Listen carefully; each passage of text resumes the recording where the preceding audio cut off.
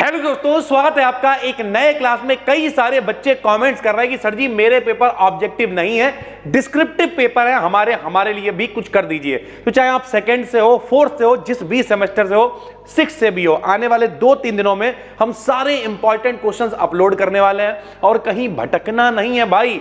ये जितने important questions हम बता रहे हैं डिस्क्रिप्शन में बिल्कुल फ्री प्लेलिस्ट दे रहे हैं, उसे सब कुछ देख डालो, जाके पेपर दे आओ जाके भाई, ठीक है। प्रॉपर 13 साल हमें पढ़ाते हुए होंगे, यानी हम एक सही व्यक्ति हैं। तो चलिए सर जी शुरू करते हैं, डिटेल में बताएंगे। सेकंड सेमेस्टर केमिस्ट्री 2024 के ये इंपॉर्टेंट क्वेश्चंस हैं। यहां पे बहुत कुछ लिखा दिख रहा होगा, लेकिन पता अभी देख के ही पता चल जाता क्वेश्चन की ये आएगा कि नहीं आएगा। ध्यान से सुनना भाई, ठीक है।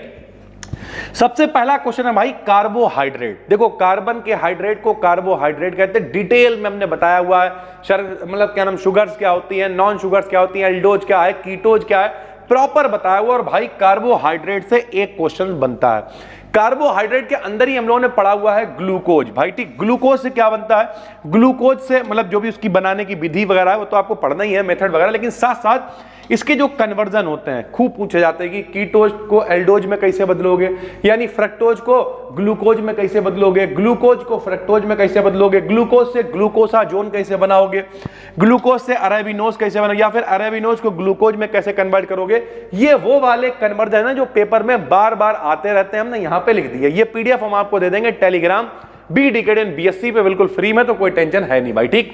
उसके अलावा दो चीजें हैं भैया कन्वर्जन जब हम लोग करते हैं, तो एपीमेराइजेशन और म्यूटा रोटेशन मोस्ट इंपॉर्टेंट है। अब आराम से समझो। कुछ लोग कहेंगे सर जी क्या क्या बता रहे हो यार, समझ में नहीं आ रहा। सुनो, सबसे पहले मेरी एक कार्बोहाइड्रेट वाली वीडियो देख डालो पूरी, कार्बोहाइड्रेट समझ में आ जाएगा। इससे मान के चलो वर्स्ट सिनेरियो में भी 6, 7, 8 नंबर आपको मिल जाएंगे, और लॉन्ग में फंस गया तो चांदी चांदी है भाई, ठीक है। ग्लूकोज वाली वीडियो देखो बैठ के, उसके कन्वर्जन देखो ना देखो, लेकिन एपीमेराइजेशन क्या है, म्यूटा रोटेशन क्या है, इस तरीके की चीजों को देख लोगे तो शॉर्ट में लॉन्ग में सारी चीजें काम में आ जाएंगी भाई, ठीक है। उसके बाद एमिनो एसिड्स। एमिनो एसिड से ही क्या बनता है भैया, सभी को पता है प्रोटीन बनता है कि जब एमिनो एसिड्स के बीच में पेप्टाइड बॉन्ड बनता है, आपस में जुड़ते चले जाते हैं, पॉलीपेप्टाइड कहलाता है, उसी को प्रोटीन कह देते हैं। प्रोटीन को जब अंधाधुंध गर्म करते हैं, इसके स्ट्रक्चर्स टूटने लगते हैं, उसे प्रोटीन का डीनेचुरेशन कहते हैं। सब कुछ पढ़ाया हुआ डिटेल में, तो आप देख सकते हो। ढूंढना नहीं चाहते हो भैया, पहले तो प्लेलिस्ट हमने दे ही दी है यार, ठीक है। फिर भी आपको लग रहा नहीं सर जी हमें सब कुछ एक जगह पे चाहिए, तो डिस्क्रिप्शन में एप्लीकेशन का लिंक पड़ा हुआ भाई, 200-300-400 रुपए आपके खर्च होंगे, सारी पीडीएफ ऑब्जेक्टिव डिस्क्रिप्टिव सब एक जगह मिल जाएगा। तो कोर्स में एनरोल कर लो, कंटेंट वही है, कहीं से पढ़ो भाई। इसकी पीडीएफ कहां मिलेंगी, टेलीग्राम पे मिलेंगी, सीधी सी बात है भाई, ठीक है।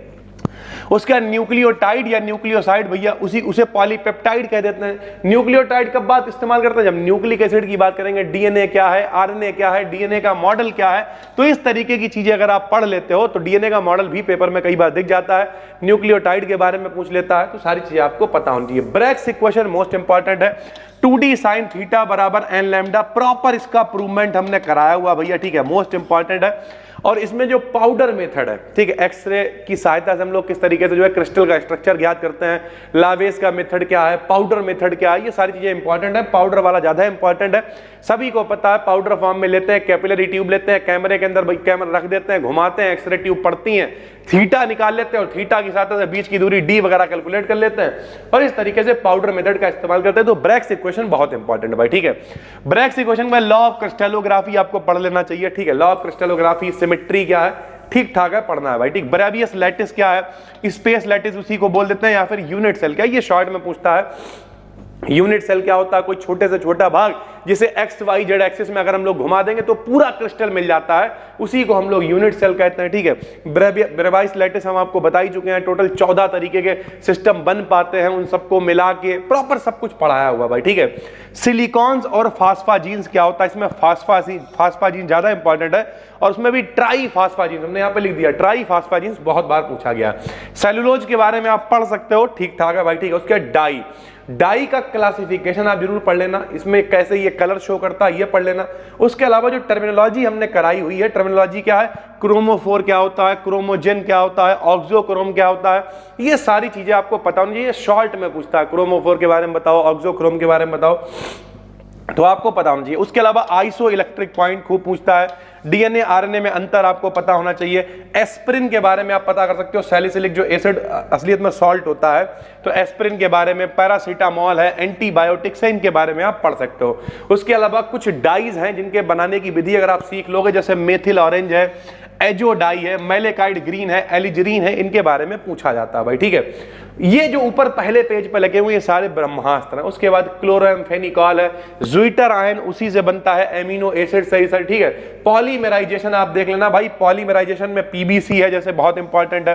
टेफ्लॉन है, बेकेलाइड है जिसे फिनॉल फॉर्मेल्डिहाइड रेजिन कह देते हैं, ऑर्लॉन है, पॉलीथीन है, नाइलॉन 6,6 मोस्ट वांटेड भैया, ठीक है। ब्यूनास या सिंथेटिक रबर उसी को कहते हैं। ये सब बहुत इंपॉर्टेंट। इसमें सबसे इंपॉर्टेंट क्या है, नाइलॉन 6,6 है, ब्यूना एस है, टेफ्लॉन है, बेकेलाइट है, पीबीसी है। पॉलीथीन भी ठीक है, लेकिन कुल मिला के सबसे इंपॉर्टेंट नाइलॉन पढ़ो, ब्यूना एस पढ़ो, टेफ्लॉन पढ़ो। आप देखना पेपर दे के आओगे आपको लगेगा सर जी कहीं पेपर आपने तो नहीं बनाया था। बहुत इंपॉर्टेंट नहीं, ये सारी चीजें जो भी हमने यहाँ पे लिखी हुई हैं। सुइक्रोज के बारे में आप थोड़ा बहुत देख सकते हो, ठीक है। उसके अलावा कुछ क्वेश्चन ऐसे हैं, अगर आपके पास टाइम है तो 2-2, 4-4 लाइनें इनके बारे में पढ़ लो।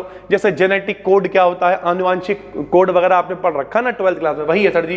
उसके जो भी कुछ चीजें यहाँ पे दे रखी हैं, इलास्टोमर्स है या फिर एंटी इंफ्लेमेटरी एजेंट्स हैं, रिड्यूसिंग नॉन रिड्यूसिंग शुगर्स हैं, जो भी हैं, डिग्री ऑफ पॉलीमराइजेशन, ये इतना इंपॉर्टेंट कुछ है नहीं भाई, ठीक है। एक इसमें जेनेटिक कोड जरूर देख लेना आप, इलास्टोमर्स देख सकते हो भाई, ठीक है। लेकिन अगर हम इसमें कहें कि वो कौन सी चीजें जो ब्रह्मास्त्र है, ब्रह्मास्त्र भैया, तो नंबर 1 कार्बोहाइड्रेट को पढ़ो। ग्लूकोज बहुत इंपॉर्टेंट, इसमें एपीमेराइजेशन, म्यूटा रोटेशन को कतई छोड़ने की गलती नहीं करना भैया, ठीक है। ग्लूकोज से ग्लूकोसा जो जरूर पढ़ लेना भाई, ठीक है। एमिनो एसिड प्रोटीन का स्ट्रक्चर जरूर पढ़ लेना अगर आपका। उसके डीएनए के बारे में, न्यूक्लियोटाइड, ठीक है, न्यूक्लियोसाइड, इन सब के बारे में जरूर पढ़ना। ब्रैक्स इक्वेशन जरूर पढ़िए। उसके अलावा देखा जाए तो फास्फाजीन्स को आप देख सकते हो। डाई के बारे में जरूर पढ़ो, डिटेल में पढ़ाया हुआ। Iso electric point most important है। डीएनए आरएनए भैया ठीक ठाक है। उसके अलावा अगर हम बात करें तो पॉलीमराइजेशन में टेफ्लॉन, बेकेलाइड जो भी है यहाँ पे, पॉलीथीन वगैरह, इन्हें जरूर आप पढ़ लेना। तो ये कुछ क्वेश्चंस हैं जो बहुत ज्यादा इंपॉर्टेंट है भाई। देखो अगर आराम से सिलेबस को समझोगे, अगर यहीं कहीं पे मॉडल पेपर पढ़ा होगा, आराम से अगर आप सिलेबस को समझोगे तो है क्या भाई, कार्बोहाइड्रेट है, विटामिन है, प्रोटीन है, यही सारी ना, न्यूक्लिक एसिड है, यही सारी चीजें घूम घूम के आ रही ना, पॉलीमराइजेशन है, डाई है, तो यही सारा आपका सिलेबस है। तो इनमें से अगर आप इन चीजों को एक एक बार पढ़ लोगे, देख लोगे, तो बहुत आराम से पेपर लिख आओगे, कोई दिक्कत नहीं है। थंबनेल पे आपने 75 में 75 देखा होगा। अलग अलग यूनिवर्सिटीज के अलग अलग नंबर के पेपर होते हैं। जिन भी बच्चों के डिस्क्रिप्टिव पेपर है, ये पीडीएफ बहुत इंपॉर्टेंट है। अगर आपने एप्लीकेशन पे कोर्स ले रखा है तो वहां पर ये वीडियो आपको वैसे ही मिल गई होगी, ठीक है, वहां पर आपको ये पीडीएफ भी मिल जाएगी। लेकिन अगर आप यूट्यूब पे देख रहे हो तो भाई BDKDN BSc टेलीग्राम पे सर्च कर लो, फ्री चैनल है। ये पीडीएफ जैसे ही वीडियो पब्लिक होगी वहां पे आपको मिल जाएगी। आराम से टिक लगाओ, प्रिंट निकलवा लो, 1-2 रुपए खर्च करके टिक लगाना शुरू करो। ये आता है, ये आता है, ये आता है, ये आता है, ये आता है। तो भैया थोड़ा सा मेहनत तो करनी पड़ेगी, रिसर्च भी करनी पड़ेगी। और जिन भी बच्चों के डिस्क्रिप्टिव पेपर हैं, कमेंट करके हमें बता दो, ताकि जल्द से जल्द जूलॉजी के, बॉटनी के, फिजिक्स के सारे क्वेश्चंस आपके लिए लेके आ जाए। बस दोस्तों फिर मिलते हैं, तब तक के लिए धन्यवाद। टेंशन बिल्कुल नहीं लेनी है, केवल चैनल को सब्सक्राइब कर लेना और जो दिक्कतें हैं उन्हें कमेंट्स करना है, हम हमेशा आपके लिए तैयार रहते हैं। बस दोस्तों धन्यवाद।